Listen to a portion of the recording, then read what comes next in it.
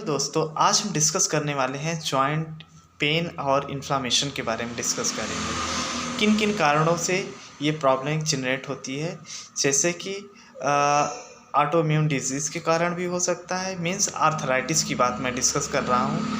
और causative agent के बारे में डिस्कस हो सकता है। कॉस्टिव एजेंट में जैसे कभी कभी आप देखने को मिलता है कि जब चिकनगुनिया हो जाती है तभी भी प्रॉब्लम जॉइंट पेन होता है, वायरल फीवर होता है तभी भी जॉइंट पेन होता है, लेकिन ये ओकेशनली होता है जब इन्फेक्शन होता है। और थर्ड वन इस एज फैक्टर। एज फैक्टर बहुत मायने रखता है कि बोन फ्रजाइल होना, कैल्शियम डीलोकलाइजेशन होना, कैल्शियम का रिजॉर्प्शन नहीं हो पाता है, इसकी वजह से प्रॉब्लम होती है।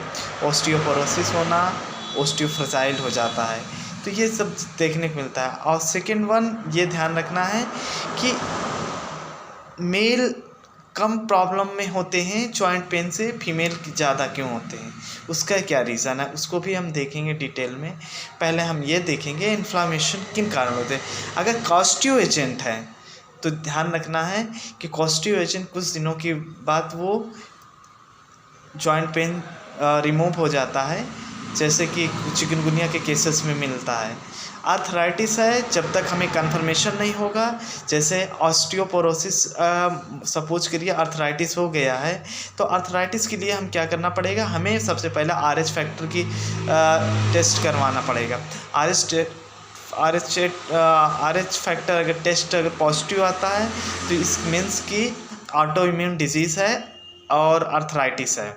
इस केसेस में भी हम कुछ मेडिसिनें बहुत कॉमन होती हैं, ये अभी हम डिस्कस करेंगे। और थर्ड वन एज फैक्टर।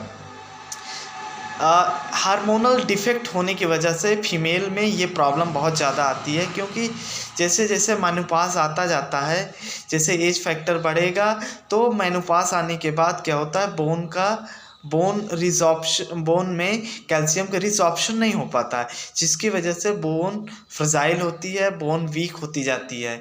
क्योंकि हम बॉडी को तो न्यूट्रिशन कैल्शियम फास्फोरस तो चाहिए, वो नेसेसरी होता है। तो मीन्स कि हमें कैल्शियम और फास्फोरस का डिपोजिशन नहीं हो पाता है बोन में, तो बोन बहुत वीक हो जाती है। ये कुछ फैक्टर हैं। अब ये ध्यान देना है हमें मेडिसिन प्रीफर क्या करना है। और एक और फैक्टर है जो जैसे कि यूरिक एसिड का, अगर यूरिक एसिड का डिपोजिशन हो जाता है तो गाउट के केसेस में वो देखने को मिलता है, तभी भी जॉइंट पेन होता है। Pilot of the crystal of the uric acid का डिपोजिट होने लगता है। एक्सेसिव अगर यूरिन में एक्सेसिव यूरिक एसिड डिपॉजिट होने लगे, मीन्स जॉइंट में हो जाएगा, जॉइंट में जाएगा तो जॉइंट पेन होगा। उसी कंडीशन को हम गाउट बोलते हैं। गाउट के केसेस में ऐसे ही देखने को मिलता है।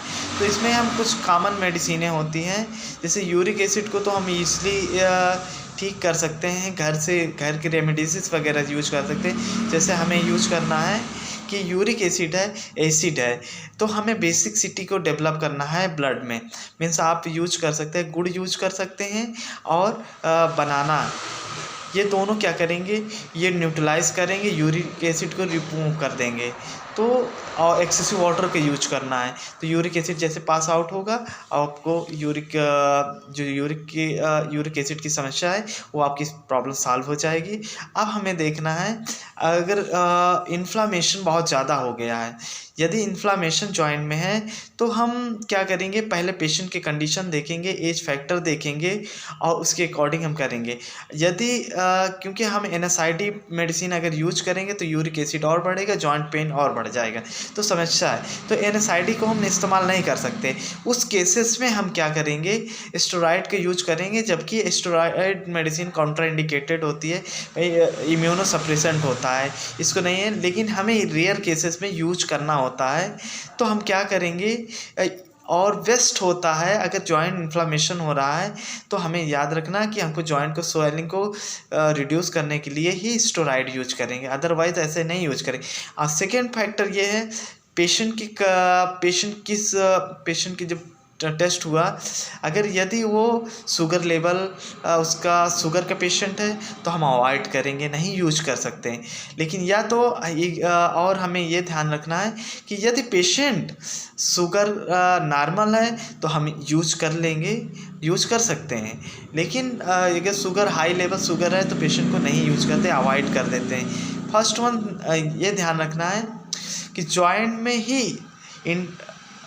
में ही हम सिनोवियल को कुछ मेडिसिन जो यूज़ करेंगे डायरेक्ट इन्फ्लेमेशन को रिड्यूस करने के बारे में हम देखेंगे सिनोवियल इंजेक्शन को यूज करके। जैसे कि हम मिथाइलप्रेडनिसोलोन, आपने देखा होगा मिथाइलप्रेडनिसोलोन 1 ml लेकर और 1 ml लिग्नोकेन यूज करके हम क्या करेंगे, मार्क करेंगे पहले जॉइंट में, और सिनोवियल जो जॉइंट को स्पेस को रेडियल स्पेसेस को इंक्रीज करेंगे और जिसकी वजह से नीडल को यूज करेंगे और वहाँ पे यूज करेंगे।